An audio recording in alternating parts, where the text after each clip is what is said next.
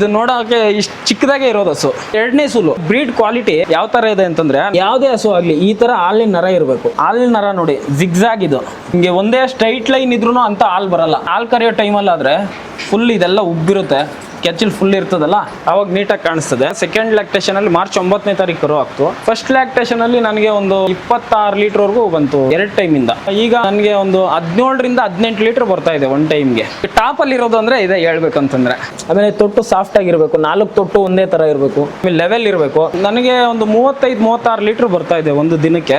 Next ಸೂಲ್ಗೆ ಒಂದು 40 reach ಮಾಡ್ಬೋದು ಅಂತ ಅನ್ಕೊಂಡಿದ್ದೀನಿ. ಇದ್ರಲ್ಲಿ ನಾನು ಕಾಂಪಿಟೇಷನ್ ವಿನ್ ಮಾಡಬೇಕು ಅನ್ನೋದೊಂದು ಆಸೆ ಇದೆ. 28 ಜನವರಿಗೆ ಟ್ರೈ ಮಾಡ್ತೀನಿ. ನಾನು ಕೊಂಡ್ಕೊ ಬಂದಿದ್ದೆ ಫಸ್ಟ್ ಲ್ಯಾಕ್ಟೇಷನ್ ಅಲ್ಲಿ ತಗೊಬಂದಿದ್ದು. ಇದು 8ರಿಂದ 10 ಲೀಟರ್ ಕರಿಬಹುದು ಅಂತ ಅನ್ಕೊಂಡಿದ್ದೆ ಫಸ್ಟ್ ಲ್ಯಾಕ್ಟೇಷನ್ ಅಲ್ಲಿ. ಒಂದು ತಿಂಗಳು ಟೈಮ್ ಸಿಕ್ತು ನನಗೆ ಸಾಕೋದಕ್ಕೆ. ಸ್ವಲ್ಪ ಎಕ್ಸ್ಟ್ರಾ ಫೀಡಿಂಗ್ ಮಾಡ್ಕೊಂಡು ಸಾಕೊಂಡೆ. ಇನ್ನೊಂದು ಏನಾಗಿತ್ತು ಅಂತಂದ್ರೆ, ಲಾಸ್ಟ್ ಇಯರ್ ಕರು ಹಾಕಿ ಒಂದು 20 ದಿನಕ್ಕೆ BBC ಆಗಿತ್ತು. ಪುಣ್ಯಾತ್ಮರು ಅಂತ ಹೇಳ್ಬೇಕು KMF ಡಾಕ್ಟರ್ಸ್. ರಾತ್ರಿ 12 ಗಂಟೆಯಲ್ಲಿ ಬಂದು ಟ್ರೀಟ್ಮೆಂಟ್ ಮಾಡಿ ಹಸುನ ಉಳಿಸ್ಕೊಟ್ರಿದ್ದು. ಕಂಟಿನ್ಯೂಸ್ ಒಂದು ವಾರ ಟ್ರೀಟ್ಮೆಂಟ್ ಮಾಡಿದ್ರು. ಅವತ್ತಿನ ದಿನ 12 ಗಂಟೆಗೆ ಬಂದು ಟ್ರೀಟ್ಮೆಂಟ್ ಮಾಡಿ ನೆಕ್ಸ್ಟ್ ಡೇ ಮಾರ್ನಿಂಗ್ ಬಂದ್ರು. ಸ್ಟೇಟಸ್ ಏನಿದೆ ಅಂತ ಕೇಳಿದ್ರು. ಅವತ್ತು 2 ಲೀಟರ್ ಬಂದ್ಬಿಟ್ಟಿತ್ತು ಹಾಲು. ಒಂದೇನ ಹಸು ಅನಿಸ್ತಾ ಇತ್ತು, ಆ ತರ ಆಗೋಗಿತ್ತು. ಆ ತರ ಹಸುನ ನನ್ಗೆ ರೆಡಿ ಮಾಡ್ಕೊಟ್ರು. ದೊಡ್ಡ ಹಸು ಇದು, ನೋಡಿದ್ರೇನೆ ಗೊತ್ತಾಗ್ತದೆ ಲಾಟು ಸೈಜು. ನಮ್ ಲೋಕಲ್ ಹಸುನೆ. ಬೆಲೆ ಬಂತಂದು ನನಗೆ 1,65,000 ಆಯ್ತು. 2 ದಿನಕ್ಕೆ ಕೇಳಿದ್ರು, 2 ಲಕ್ಷದವರೆಗೂ ಕೇಳಿದ್ರು. ನನಗೆ ಹಾಲು ಕರಾವ್ ಇರ್ಲಿಲ್ಲ, ನನ್ಗೆ ಬೇಕಾಗಿತ್ತು. ಇದು ದಳ್ಳಾಳಿ ಹತ್ರ ತಗೊಬಂದಿದ್ದು. ಬಟ್ ನಾನು ಅಷ್ಟು ದುಡ್ಡು ಕೊಟ್ಟಿದ್ಕು ನನ್ಗೇನು ಮೋಸ ಮಾಡಿಲ್ಲ.